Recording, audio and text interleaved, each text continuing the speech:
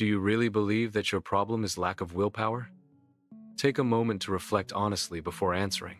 And if I told you that your indiscipline has nothing to do with laziness and everything to do with how your brain was trained to seek pleasure?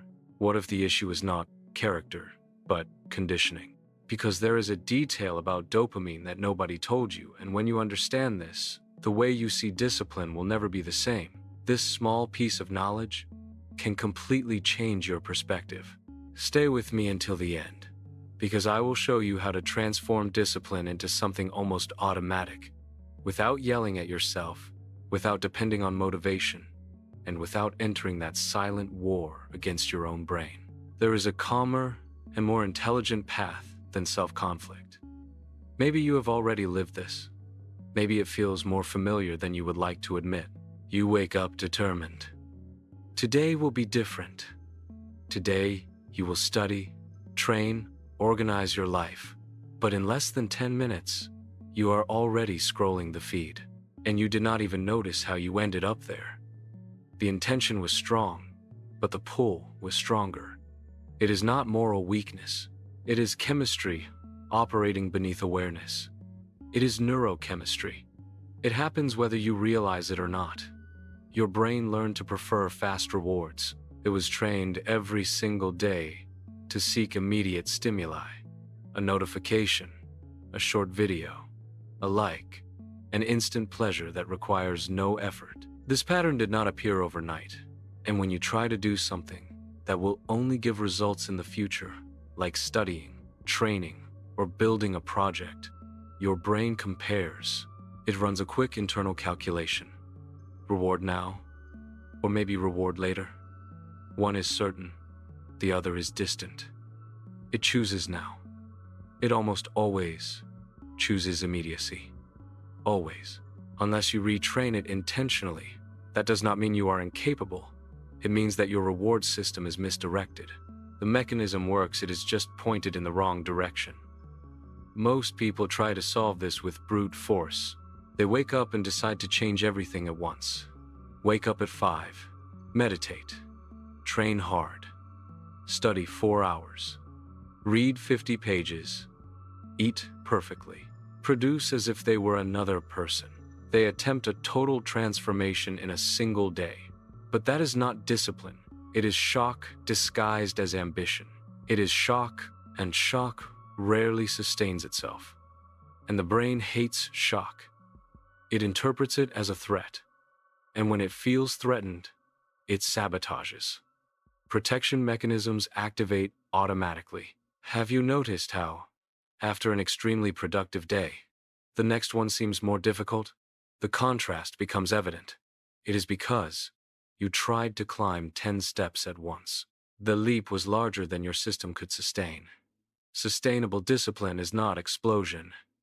It does not depend on bursts of intensity. It is cultivation. It grows slowly, like something planted. And here comes the first shift in perspective. This is where the logic begins to change. Dopamine is not released only when you achieve a big goal. In fact, studies show that the brain releases more dopamine when it perceives progress, not only when it reaches the final result. Progress itself becomes rewarding. That changes everything. The strategy must adapt to this reality, because it means you do not need to wait to lose 10 kilos to feel satisfaction. You need to feel progress today. Satisfaction can exist in the present moment. The brain becomes addicted to the feeling of advancement. It starts to crave forward movement.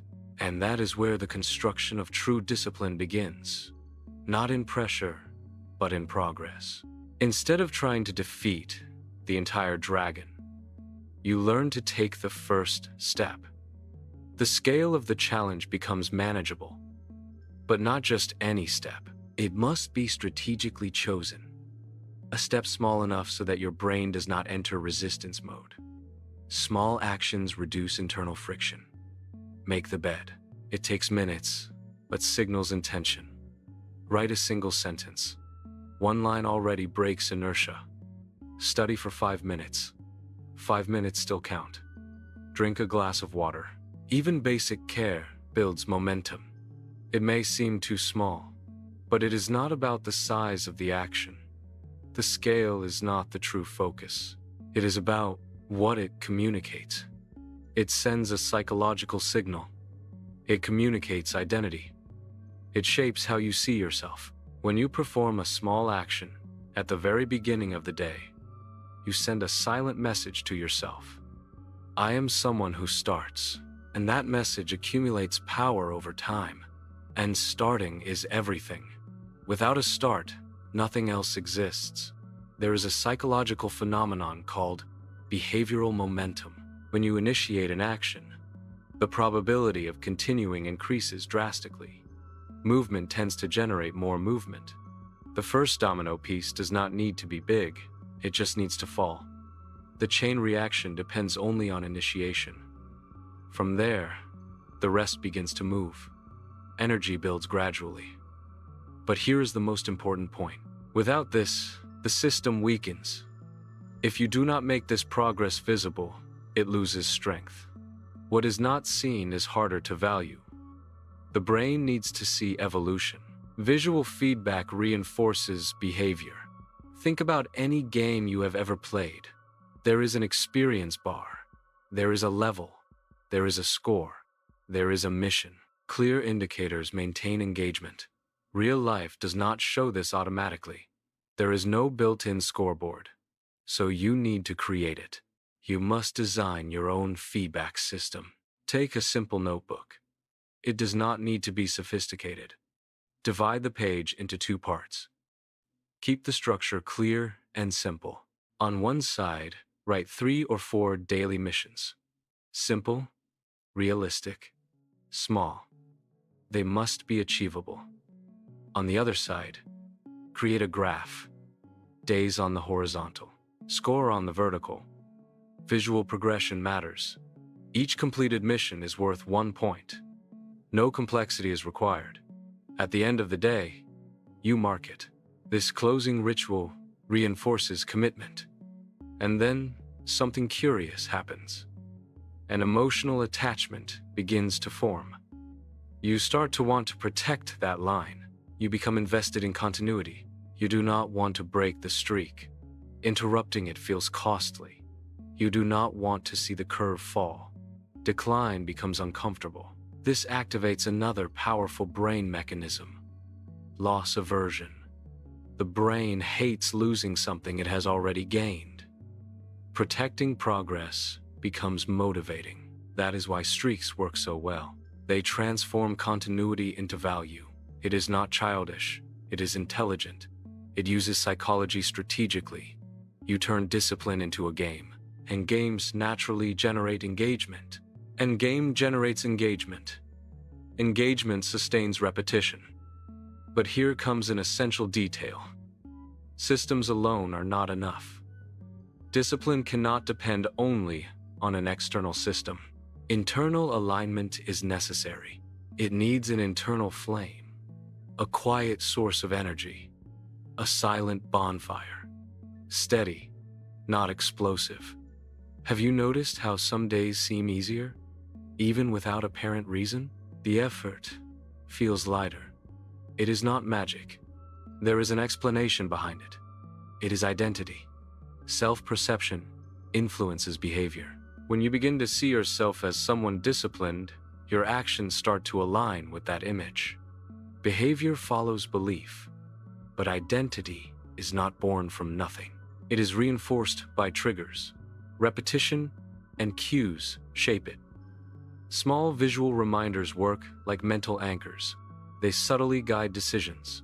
A sentence on the mirror, visible every morning. An image on the home screen, present in daily interactions. A simple question glued near the desk. Who am I becoming with this choice? Reflection interrupts autopilot. This activates what psychology calls priming, a visual stimulus that influences behavior without you consciously perceiving it. The environment shapes action. It is not cheap motivation. It is intentional structuring. It is mental architecture. You design influence around you. You do not depend on energy of the moment. You build an environment that favors who you want to be. Structure replaces emotional fluctuation. Discipline stops being constant effort and becomes alignment. Resistance decreases naturally. But one element is still missing.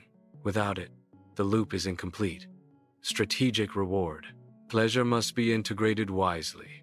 If you want your brain to learn to like the process, you need to associate action with immediate pleasure. The association must be clear, not exaggerated, not destructive. Balance is essential, symbolic, enough to mark the achievement. Finished 25 minutes of focus, a special coffee, a small but meaningful treat. Completed all the missions of the day, 15 minutes of leisure without guilt. Rest becomes earned and peaceful. Maintain consistency for 7 days, a small celebration. Recognition strengthens identity. This creates a clear circuit. The pattern becomes predictable. Action, progress, reward, repetition. A loop that reinforces itself. You start to feel satisfaction in the very act of accomplishing. Completion becomes intrinsically rewarding. And little by little, the external reward loses strength. Internal satisfaction grows stronger because the biggest reward becomes keeping the curve rising. Progress itself becomes addictive. There is something deeply human in tracking evolution. We are wired to value growth. When you look back and see 14 consecutive days marked, you feel something different. It is visible proof of effort. It is not euphoria. It is something steadier. It is respect for yourself. A quiet form of pride. And this is a more stable dopamine. Less volatile and more sustainable. Less explosive. Less dependent on extremes. More mature. Built on consistency. Maybe you are thinking, but what about bad days? The question is inevitable. These are the most important days. They test the structure, because discipline is not doing it when it is easy. Anyone can act under ideal conditions. It is reducing the goal when it is hard, but not breaking the streak. Adaptation preserves continuity. If today you cannot study 30 minutes, study 5. Lower the barrier, not the commitment. If you cannot train fully, stretch. Maintain the habit in minimal form. If you cannot produce much, produce little. Small output still counts, but keep the thread. Continuity is the priority. Sustainable discipline is continuity, not intensity. Regularity outweighs bursts. You do not need to prove anything to anyone. This process is personal. You just need to keep the cycle alive. Protect the loop above all. With time, something subtle happens. The shift is gradual. You stop identifying as someone who tries. Effort stops being tentative, and you start to see yourself as someone who does. Action becomes natural, not perfectly. Perfection is not required, but consistently. Consistency defines identity, and silent consistency builds something that motivation never achieved. Stability. Stability allows long-term growth. We live in an era that glorifies intensity, radical changes, fast transformations. Extremes are constantly advertised. But the human brain was not made for daily revolutions. It prefers predictability. It was made for repetition. Repetition creates wiring. For rhythm, patterns feel safe. For gradual progress, small gains accumulate. When you understand this, you stop fighting yourself. Internal conflict decreases, and you start collaborating with your own mind. You work with your biology. Discipline is not punishment. It is strategic organization. It is design. Intentional construction. You design your environment. External structure shapes behavior.